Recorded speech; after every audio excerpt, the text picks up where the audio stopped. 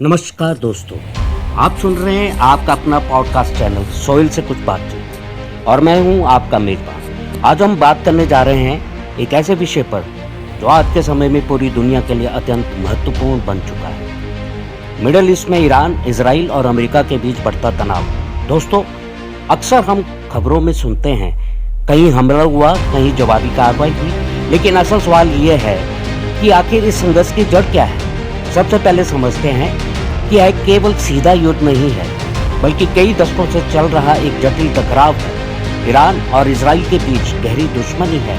Iran Israel को एक देश के रूप में मान्यता नहीं देता है, जबकि इजराइल को डर है कि ईरान परमाणु हथियार विकसित कर सकता है। यही कारण है दोनों के बीच अविश्वास लगातार बढ़ता गया। अब इसमें अमेरिका की भूमिका को समझना भी बहुत जरूरी है। अमेरिका इजराइल का एक महत्वपूर्ण मजबूत सहयोगी है। वह इजराइल की सुरक्षा के लिए हर संभव कदम उठाता है। दूसरी ओर अमेरिका ईरान के परमाणु कार्यक्रम और उसकी क्षेत्रीय ताकत को सीमित करना चाहता है। इसी कारण उसने ईरान पर कई आर्थिक और सैन्य प्रतिबंध लगा रखे हैं। लेकिन दोस्तों, यह संघर्ष हमेशा सीधा नहीं होता। इसे हम प्रॉक्सी वार भी कहते हैं, यानी कि बड़े देश सीधे युद्ध नहीं करते, बल्कि अन्य समूहों और संगठनों के माध्यम से अपनी लड़ाई लड़ते हैं। ईरान कुछ संगठनों को समर्थन देता है, जबकि इजराइल और अमेरिका उनके खिलाफ कार्रवाई करते हैं। इससे पूरे क्षेत्र में अस्थिरता बनी रहती है। अब बात करते हैं भारत की। भारत की नीति हमेशा संतुलित रही है। भारत के संबंध में इजराइल, ईरान और अमेरिका तीनों के साथ अच्छे संबंध हैं।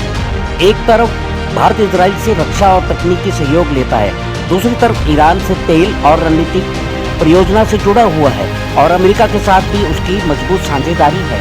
इसलिए भारत किसी एक पक्ष में खुलकर खड़ा नहीं होता, बल्कि शांति और संवाद का समर्थन करता है।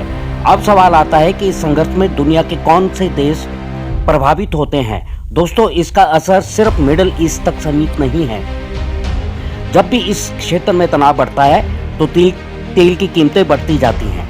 इसका सीधा असर भारत जैसे देशों पर पड़ता है जो तेल का आयात करते हैं। इसके अलावा व्यापार मार्ग, विशेषकर समुद्री रास्ते भी प्रभावित होते हैं, जिससे वैश्विक अर्थव्यवस्था पर असर पड़ता है। अब एक महत्वपूर्ण सवाल, मिडिल ईस्ट के अन्य देश ईरान के साथ क्यों नहीं देते? इसका जवाब भी कई स्तरों पर छुपा हुआ है। पहला कारण है राजनीतिक संतुलन। कई देश अमेरिका के करीबी सहयोगी हैं, इसलिए वे ईरान के पक्ष में खुलकर नहीं आते। दूसरा कारण है धार्मिक मतभेद। ईरान शिया मुस्लिम देश है, जबकि अधिकतर अरब देश सुन्नी हैं। इस कारण भी एकजुटता नहीं बन पाती। तीसरा कारण है आर्थिक हित। कई देशों के व्यापारिक और सुरक्षा संबंध अमेरिका और पश्चिमी देशों से सीधे जुड़े हुए हैं। वे अपने आर्थिक हितों को जोखिम में नहीं डालना चाहते। और चौथा कारण है ईरान की नीतियां, जिनसे कई देश असहज महसूस करते हैं। तो दोस्तों, कुल मिलाकर यह संघर्ष केवल 3 देशों के बीच नहीं, बल्कि यह शक्ति, राजनीति, धर्म और आर्थिक हितों का एक जटिल मिश्रण है। यह कहना उचित होगा कि दुनिया को आज सबसे ज्यादा जरूरत है शांति, संवाद और समझदारी की। युद्ध कभी भी किसी समस्या का स्थायी समाधान नहीं होता। मिडिल ईस्ट के इस पूरे तनाव के बीच भारत की राजनीति, खासकर विपक्ष की भूमिका और उसकी मांगे। दोस्तों, आपने देखा होगा भारत में कुछ राजनीतिक दल और विपक्षी नेता यह सवाल उठाते हैं कि भारत को खुलकर ईरान के साथ पक्ष में खड़ा होना चाहिए। अब सवाल यह है कि ऐसा क्यों कहा जा रहा है? सबसे पहले हमें यह समझना होगा कि लोकतंत्र में विपक्ष का काम सरकार की नीतियों पर सवाल उठाना और वैकल्पिक दृष्टिकोण देना होता है। कुछ विपक्षी नेताओं का मानना है कि भारत को अंतर्राष्ट्रीय मंच पर अधिक स्पष्ट और मजबूत रुख अपनाना चाहिए, खासकर उन मुद्दों पर जहां मानवीय संकट या क्षेत्रीय अस्थिरता हो। दूसरा कारण है वैचारिक और कूटनीतिक दृष्टिकोण। कुछ राजनीतिक समूह यह मानते हैं कि भारत को पश्चिम देशों के प्रभाव से हटकर अपनी स्वतंत्र विदेश नीति को और अधिक मुखर बनाना चाहिए। इस दृष्टिकोण से वे चाहते हैं कि भारत ईरान जैसे देश के साथ खुलकर खड़ा हो ताकि एक संतुलन बना रहे।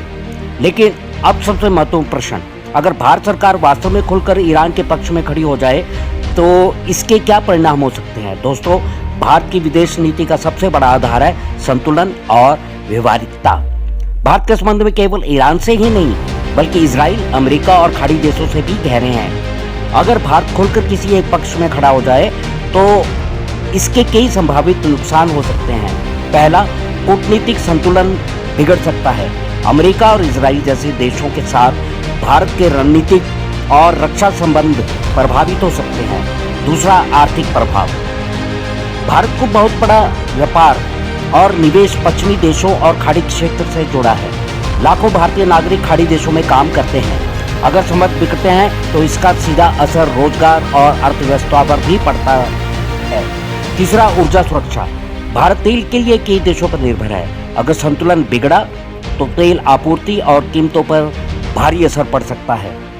अब बात करते हैं इस सवाल की जो अक्सर लोगों के मन में आता है, विपक्ष को इससे क्या लाभ है। देखिए, लोकतंत्र में हर राजनीतिक दल अपनी विचारधारा और रणनीति के अनुसार मुद्दों को उठाता है।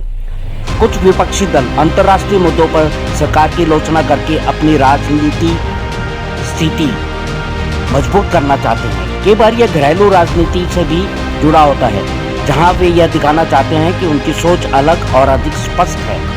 लेकिन अब ये ध्यान रखना जरूरी है कि विदेश नीति जैसे विषयों पर निर्णय केवल राजनीतिक नहीं बल्कि रणनीतिक, आर्थिक और सुरक्षा से जुड़े होते हैं। इसलिए सरकार आमतौर पर संतुलित और दीर्घकालिक हितों को ध्यान में रखकर निर्णय लेती है। तो दोस्तों, निष्कर्ष यही है कि भारत जैसे बड़े और महत्वपूर्ण देश के लिए किसी एक पक्ष में पूरी तरह झुकना हमेशा लाभदायक नहीं होता। संतुलन, समझदारी और कूटनीति ही सबसे बड़ा हथियार है। इसी विचार के साथ आज की चर्चा यहीं समाप्त करता हूं।